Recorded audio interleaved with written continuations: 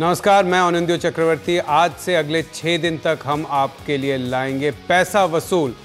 कैसे आप अपना पैसा, आप अपनी सेविंग को बढ़ा सकते हैं, इसके बारे में हम बड़े बड़े दिग्गजों से बात करेंगे। और आज हमारे साथ हैं धीरेन्द्र कुमार। आप अगर इनके बारे में नहीं जानते हैं, अगर आप म्यूचुअल फंड के बारे में कुछ भी जानते हैं तो ज़रूर धीरेन्द्र कुमार जी के बारे में आप जानते होंगे। ये वैल्यू रिसर्च ऑनलाइन वेबसाइट जो हैं उनका है, सबसे बड़ा शायद वेबसाइट है जो लोग देखते हैं। मैं काफ़ी जाता हूं, जब मैं बिज़नेस के बारे में कुछ भी रिसर्च करता हूं आपकी वेबसाइट पे जाता हूं, और बाकी भी कुछ चीज़ें हैं। दर्शकों को, जैसे हमारे न्यूज़ एडिटर अभी बैठे हुए हैं, हमारे चालन मतलब हमें चला रहे हैं, सुशील बहुगुणा जी थोड़ी देर पहले कह रहे थे उन्होंने 3-4 साल पहले कुछ पैसे लगाए थे म्यूचुअल फंड में, अभी भी वो उतना का उतना रह गया है उनका। तो आप पहले हमारे दर्शकों को, जैसे मैंने पहले बात किया था, थोड़ा समझा दीजिए। जो दर्शक म्यूचुअल फंड के बारे में कुछ भी नहीं जानता है, उसके लिए थोड़ा सा संक्षिप्त में कि म्यूचुअल फंड होता क्या है। उसके बाद मैं पूछूंगा आपसे जो सब जानना चाहते हैं कि म्यूचुअल फंड को कैसे जांचें, कैसे परखें। अगर उसको म्यूचुअल फंड होता क्या है इसके बजाय म्यूचुअल फंड की ज़रूरत क्या है, इस नज़रिए से अगर हम देखें तो दर्शकों के लिए ये ज़्यादा लाभकारी होगा। आपके पास निवेश का विकल्प है। आप काम करते हैं, कोई पेशा करते हैं, कमाते हैं और कुछ बचाते हैं। आप जो बचाते हैं वो पैसा अलग अलग ऑब्जेक्टिव के लिए हो सकता है। कुछ पैसे की ज़रूरत आपको 2-4 महीने के बाद पड़ेगी अगर आप किसी शॉर्ट टर्म गोल के लिए आप इकट्ठा कर रहे हैं। बहुत सारे आपके गोल्स होते हैं जो कि कई सालों के बाद आपको उस पैसे की ज़रूरत होती है। इस पैसे को अगर आप डिपॉजिट करके अगर बैंक में रखते हैं, बैंक में अगर आप सुरक्षित रखते हैं उसको, तो बैंक से मिलने वाला रिटर्न आपको बिल्कुल आपके लिए सुरक्षित है। लेकिन इससे आप महंगाई से जूझ नहीं पाएंगे। 7-8% की महंगाई है और 7-8% का रिटर्न आपको पोस्ट ऑफिस के डिपॉजिट पे और बैंक पे मिलता है। तो अगर महंगाई से आपको इफेक्टिवली जूझना है, एक आपको लगेगा कि आपका पैसा बढ़ रहा है, लेकिन आपका पैसा बढ़ नहीं रहा होगा।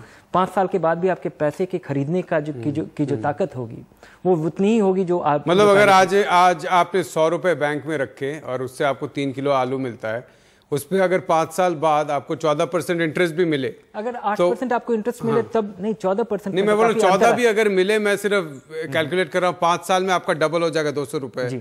और उस टाइम पे अगर 14% इन्फ्लेशन रहे तो उतने ही आलू आपको मिलेंगे। हाँ, तो आप खुश होंगे कि आपका पैसा बढ़ गया है, लेकिन आपके पैसे की खरीदने की ताकत बिल्कुल नहीं बढ़ी होगी।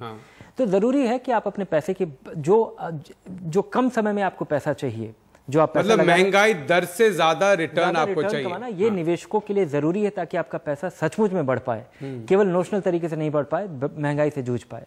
उसके लिए आपके पास एक ही तरीका है कि आप इक्विटी में लगाएं, क्योंकि फिक्स्ड इनकम में आप जब लगाएंगे, कोई भी इक्विटी मतलब स्टॉक मार्केट, इक्विटी मतलब स्टॉक मार्केट या शेयर्स का खरीदना। शेयर खरीदने के अलग अलग जरिया है, क्योंकि बाकी जितने विकल्प हैं, चाहे वो बैंक का डिपॉजिट हो, कंपनी का डिपॉजिट हो, डिबेंचर्स हो, बॉन्ड्स हो, या फिर आप फिक्स्ड इनकम फंड खरीदते हैं, ये सारे कुछ सुरक्षित तो लगता है लेकिन महंगाई से जूझ नहीं पाएगा। तो आपके पास एक ही विकल्प है, इक्विटी में लगाएं।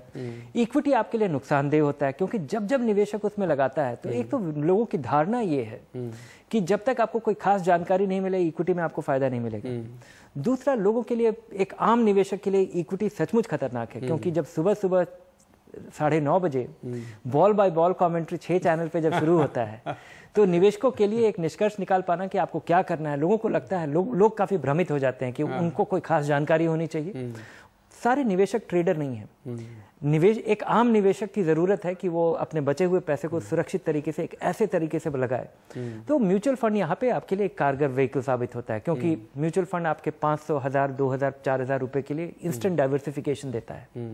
आप जैसे म्यूचुअल फंड खरीदते हैं तो आपका पैसा 40-50 शेयर में एक तरह से बंट करके लगता है। दूसरा, आप रेगुलरली इन्वेस्ट कर सकते हैं। आप 5000 रुपये से अगर आप शेयर खरीदना चाहें और डाइवर्सिफाई करना चाहें तो आप नहीं कर सकते आसानी से। तीसरा चीज टैक्स एफिशिएंसी, और चौथा चीज कि प्रोफेशनल मैनेजमेंट। एक आदमी आपके पैसे को की निगरानी कर रहा है, देख रहा है, और ये सब चीज का खर्च लगता है।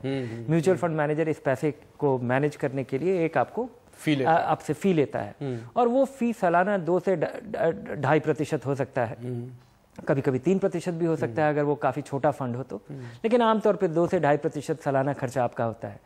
तो और लोगों की जो धारणा है कि जो म्यूचुअल फंड अगर आप शेयर बाजार में लगाते हैं तो जब आप लगाने जाते हैं तो वहाँ पे मुझे लगता है निवेशकों को खासा नुकसान होता है, क्योंकि आपको बताया जाता है कि आप ये खरीदिए, ये बेचिए और अभी तुरंत खरीदना है, अभी तुरंत बेचना है, उसमें निवेशकों का आमतौर पे एक जो जिस निवेशक को इसके बारे में अंदाज जैसे बहुत नामी फंड मैनेजर थे पीटर लिंच, उनका कहना था कि जब मार्केट नीचे होता है तब सब, आप जाइए किसी पार्टी में, आप बोलिए मैं फंड मैनेजर हूँ, तो सब आपसे दूर चले जाते हैं। फिर धीरे धीरे मार्केट ऊपर आता है तो सब लोग आके पूछते हैं कि क्या खरीदूं, लेकिन जब लोग आके आपको सलाह देने लगते हैं कि ये खरीदिए, तब आपको सब बेच देना चाहिए। तो ये तो बिल्कुल एक साइकोलॉजी जो कि निवेशकों के लिए बड़ा नुकसानदेह साबित होता है। जब निवेशकों को स्टॉक मार्केट में पैसा बनाने का बहुत ही आसान जरिया है, सस्ता खरीदिए और महंगा बेचिए, लेकिन निवेशक आमतौर पे इसका उल्टा महंगा खरीदते हैं, फिर उसके बाद कोसते रहते हैं और उसके बाद जब एक उनका पेशेंस खत्म हो जाता है तब वो बेच देते हैं। जैसे बेचते हैं उसके बाद बाजार चढ़ने लग जाता है। और तो इसलिए एक छोटे रकम से एक निवेशक को, और इक्विटी में लगाना आपके लिए जरूरी है, नहीं तो आप गरीब रह जाएंगे, आप गरीब हो जाएंगे। तो आपके लिए लगाना जरूरी है, आपके लिए जरिया। तो म्यूचुअल फंड आपको ये सारे कन्वीनियंस देता है, डाइवर्सिफिकेशन देता है, और इस चीज और रेगुलरली आपके लिए इन्वेस्ट करने के लिए ये एक मेथोडिकल व्हीकल है। लंबे समय का निवेश, नियमित रूप से इक्विटी में पार्टिसिपेट करने के लिए सिस्टमैटिक इन्वेस्टमेंट प्लान, मतलब एक आम निवेशक को इसका टाइमिंग नहीं करना चाहिए। अगर निवेशक अपने लिए 4-5 नियम बना ले तो मुझे लगता है कि निवेशक इसका खासा फायदा उठा पाएगा। और बताइए हमें क्या मैं एक आपको तुलना देता हूँ। भारत में पब्लिक प्रोविडेंट फंड एक बहुत ही पॉपुलर स्कीम है जिसमें हर एक आदमी बहुत निश्चिंतता से उसमें निवेश करता है और उसमें आपको रिटर्न मिलता है 8.5%। मिलने वाला रिटर्न जब आप उससे जो ब्याज मिलता है वो टैक्स फ्री है। और अगर किसी ने पिछले 15-20 साल तक अगर पब्लिक प्रोविडेंट फंड में लगातार अगर 1.5 लाख रुपया लगाया होता सालाना, और ऐसे लोगों की कमी नहीं है, तो आपका पैसा बढ़ के हो गया होता करीब 84 लाख रुपए, जो कि काफ़ी बड़ी रकम है। लगाया हुआ रकम जो है आपका वो 30 लाख रुपया होता है।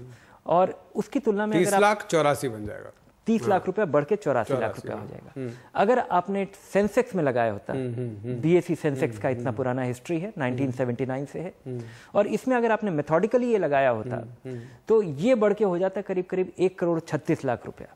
अगर आपने एक एक्टिवली मैनेज फंड में लगाया होता है, एक टैक्स सेविंग फंड जिसका 20 साल का ट्रैक रिकॉर्ड है, तो वो बढ़ के हो जाता करीब 1,85,00,000 रुपया।